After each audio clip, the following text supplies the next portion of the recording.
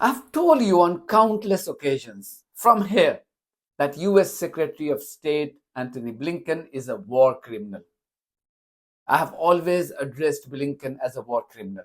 And my addressal of him as a war criminal hasn't been an emotional decision, but based on pure facts. My decision has also not been based on his identity as a Jewish man loyal to Israel. Now there are calls for him to resign because this disgraceful human being lied to his own country's parliament about Israeli war crimes. I'm not saying that. This is what a US based investigative news platform ProPublica has found. Among those asking for Blinken's resignation is Congresswoman Rashida Tlaib. She wrote on Twitter, and I quote, Secretary Blinken lied. People went hungry and some died. He needs to resign now. End of quote. So, what's her story? Anyone who has been watching this channel, Janta Ka Reporter, during the Israeli genocidal campaign in Gaza would know that terrorist Benjamin Netanyahu has often faced criticism for not allowing the aid trucks into Gaza even when Palestinians went hungry. Victims of Israeli genocide, Palestinian men, women, children, and babies were forced to starve and die by the rogue regime of Israel. Reporters kept asking these questions in the press conferences organized by the State Department and the White House. But both these arms of the Biden administration kept on defending Israel. In fact, way back in May, a senior State Department official for more than 20 years, Stacey Gilbert, had resigned after the US government released the NSM report the same month, which she said was wrong. According to her, the draft of that report had clearly said that Israel was blocking humanitarian assistance. But those subject matter experts who had drafted the report were removed by Blinken. A reporter had raised this question on 30th of May. Stacey Gilbert, a State Department employee of more than 20 years, said she resigned after the administration released the NSM report this month, which she said was wrong. She said a draft of the report had said clearly that Israel was blocking humanitarian assistance, but that subject matter experts were removed and it was edited at a higher level before being published with the conclusion that Israel was not blocking assistance.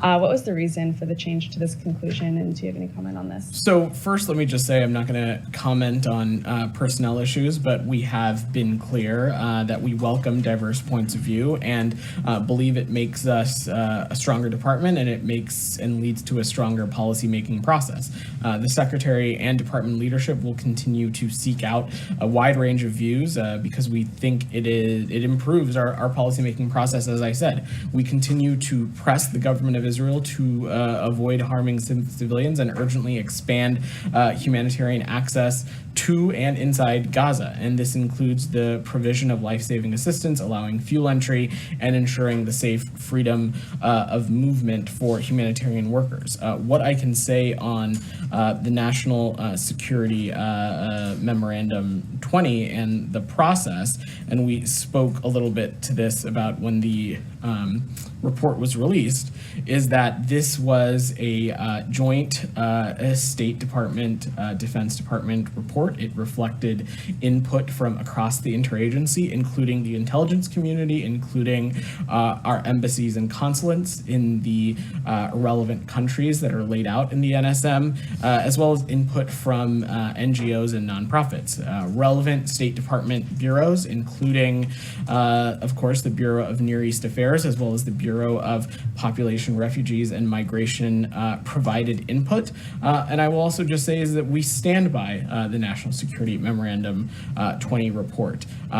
We are not an administration or a department that twists the facts, and allegations that we have are unfounded. But this is, as any report and as any process that is undertaken in a policymaking process, these processes are deliberative and they involve inputs from people at a variety of seniority and expert levels. So this clown was saying that the State Department did not twist facts. As it emerged, His war criminal boss, Blinken, had changed the facts to give Israel a clean sheet. You can see the extent that this war criminal Blinken went to protect Israel for its war crimes. According to a report by ProPublica, in April this year, the US Agency for International Development, also known as USAID, a credible agency of the US government, delivered its assessment of the ground realities in Gaza to Blinken, and the State Department's Refugees Bureau made its stance known to top diplomats. The findings of both these two US government agencies were simply explosive and contradicted the stance taken by the State Department and the White House. Their conclusion was important. And you know why it was important? Because the US law requires the government to cut off weapons supply to countries that stops the delivery of US-backed humanitarian aid. The US government ought to have cut off its weapons supply to Israel in light of this damning conclusion made by the USAID and the State Department's Refugee Bureau. This would have stopped Israel from killing Palestinians and destroying their land for fun, because Israel has been largely dependent on American bombs and other weapons in Gaza in this conflict. But according to the report, Blinken did not accept either of these two findings. In fact, he went a step further and told the Congress only a few days later that Israel was not blocking US aid. He told the Congress, and I quote, "We do not currently assess that the Israeli government is prohibiting or otherwise restricting the transport or delivery of US humanitarian assistance." End of quote. This was a pure lie. Just imagine the depravity of this man who chose to lie before his own country's parliament, even when millions were being forced to starve in Palestine. What's more, days before the USAID presented its report, it sent a 17-page damning memo to Blinken outlining the Israeli war crimes.